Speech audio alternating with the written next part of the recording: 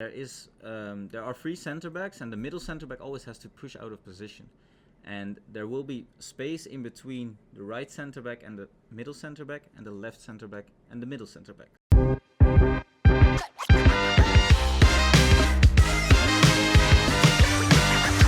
What's going on, ladies and gentlemen? Welcome back to the Team Gullit YouTube channel. My name is Renzo, and today we've got a new tutorial for you guys, and this is one that you have all probably been waiting for, because the very popular 5 at the back formation is something that it is very hard to play against if you're playing 4-4-2, 4-2-3-1 or whatever. But we have found a tactic that works perfectly just against 5 at the back formations. So let's just sit back, relax, and enjoy and hop straight into it.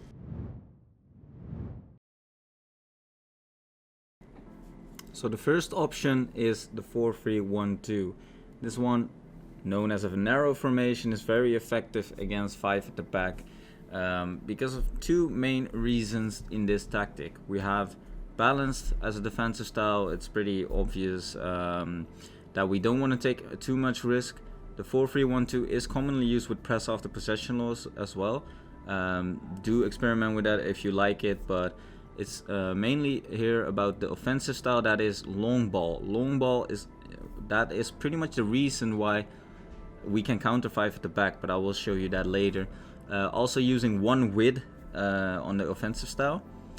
Very narrow your formation will be then, but it's not like it has too much of an influence because it's already a pretty narrow formation, and we just want to keep it like that because the space against 5 at the back is through the middle, which you might not expect, but you will see that in the gameplay itself. And for the instructions, just take them for whatever they are. We use cover wing on the outside center mid, so the right center mid and the left center mid, and also stay forward on the cam. Explain this in the 4-1-2-1-2 instructions tutorial as well, but that was because the cam usually switches position with the CMs, and also fullbacks on overlap. Those are the main things about the instructions. And like I said during the instructions, the strength of the 4-3-1-2 is obviously down the middle because you have so many players going forward, 2 strikers, a cam, 3 center mids that we also play quite attacking wise with. But the thing is, when you counter attack in the 4-3-1-2, your fullbacks are usually coming into positions that they get a lot of space, which same goes for the 5 back, which also allows always this one-on-one situation between the fullbacks, so you can't really exploit them against one and each other, especially if your opponent is playing 5 at the back. But here, as you can see, we're pushed up with Dest, and there's just so much space for Jones in this case, and even our right center mid Rooney to be played into. And once we reach Rooney, so we're past that 3 center mids of the 5 back that they usually play, we actually have a lot of space open with our cam, but also on our fullback. And here I think the pass was intended to the fullback that it was overlapping. That is why the overlap instruction is pretty important as well. But as you can see here, the 4-3-1-2, the center mids, because we also let them push forward, they get into a lot of space, and Rooney is obviously a perfect example for a center mid in this formation. But right here, what the main point here is that you trigger your striker to make that run in behind, because we have them on mixed, so we want to decide the strikers on their own, let them decide when they trigger a run or not, and we can manually trigger that by using L1 or LB if you're on Xbox. And here you can see again, it's just constantly a lot of pressure down the center backs. There are 3 center backs, and the middle center back always has to push out of position, and there will be space in between the right center back and the middle center back, and the left center back and the middle center back. There's like a little tiny space in between there that you can play against your opponent, especially with these 2 striker formations.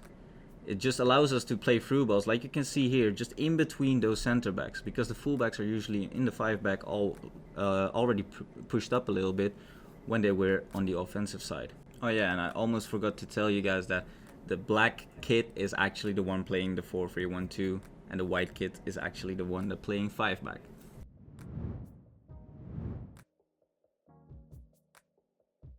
So there's not obviously always benefits to this formation. There are also some weaknesses that we call cons in this one, because the 4-3-1-2, it is very vulnerable on the counter attack. As you can see here, like I said, the white kid is the one playing 5-3-2, and we just easily get countered here because in the offensive end we always have so many men pushing forward because of our fullbacks, and we only have 2 center backs, not 3 like the 5-back, which is in that case is a little bit less vulnerable on the counter. But here the 4-3-1-2 is just very, very open, and your center backs, you have to commit on the right time, and if you have a lot of issues with this, it could end up being a little bit tricky to play this formation. But that is something that you have to get used to it, and it's also a perfect training to actually get better at defending on decision making and seeing runs in behind.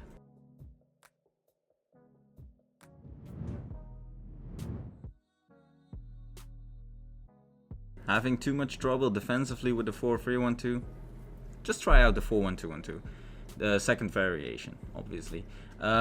Like I said before, defensive style. Also, this one you could use press off the possession loss, a little bit tricky. I wouldn't recommend you doing that every time, but 4 width, 5 depth, and again here, long ball, 1 width offensively.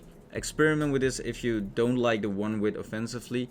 The 4-1-2-1-2 second variation is a little bit more wider than the 4-3-1-2. You will see that in the gameplay as well. Players in box put on 6.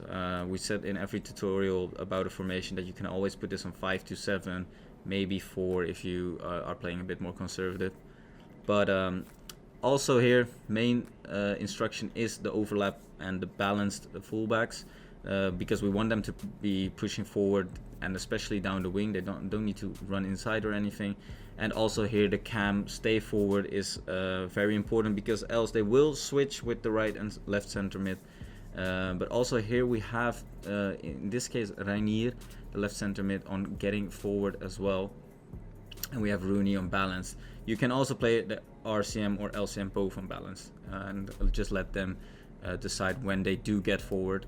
But this case we're playing with 1 center mid on getting forward as well. Strikers, mixed attack, just like the previous one. We just want to be able to trigger them manually and not always be running in behind, because you need them to be also kind of a target man at some times. So no comeback on defense on any of these players, because like I said, the 5-back is also vulnerable on the counter.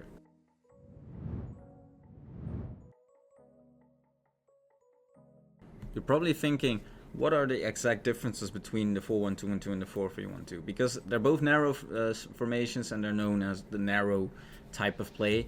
But the thing here is, obviously the CDM offers you a lot of more defensive stability, especially if your opponent is trying to make a play from down the wing inside. Like you can see here, Jones is actually there, like in between our center backs, helping out the defense, and it actually does allow your opponent to create a lot more space in the center mid of your half, because you could see there we had to either track with our cam, I think it was Lam who was open, or we had to push forward, allowing some space maybe to have our opponent reach the strikers. But here in the 4-1-2-1-2, like you could see in this this goal, actually it's a little mistake on the other end, but you can see here on the defensive end as well, Jones is just helping out the defense so much by cutting off the passing lane towards the striker. And when we get into transition, it is actually so easy for us to create space by just playing in these open players because of the diamond formation, where you can see a diamond opening up in the play. Here we get control of the ball with Rooney, and as you can see here, there will be some space in behind as well to be played with Rashford, but there is just a lot of space between the opposition center mid, and this allows us to counter quickly. But we could have either chosen a way to play a bit more possession based style, because like you could see there in the frozen frame, we have so much space at our CDM, our cam, and even our center mids, that we could have cut possession pretty easily as well. So I hope you guys enjoyed this video and won't lose any games anymore in the weekend league against 5 at the back, because a lot of people are playing this formation right now, but we've got the perfect counter for it. we feel like. Hopefully it works out for you as well. But please don't forget to subscribe. We're closing in on 10K and we need your support to get there. So please subscribe if you like this video. Also put a thumbs up. And my name is Renzo and I'll see you guys in the next video. Ciao, ciao.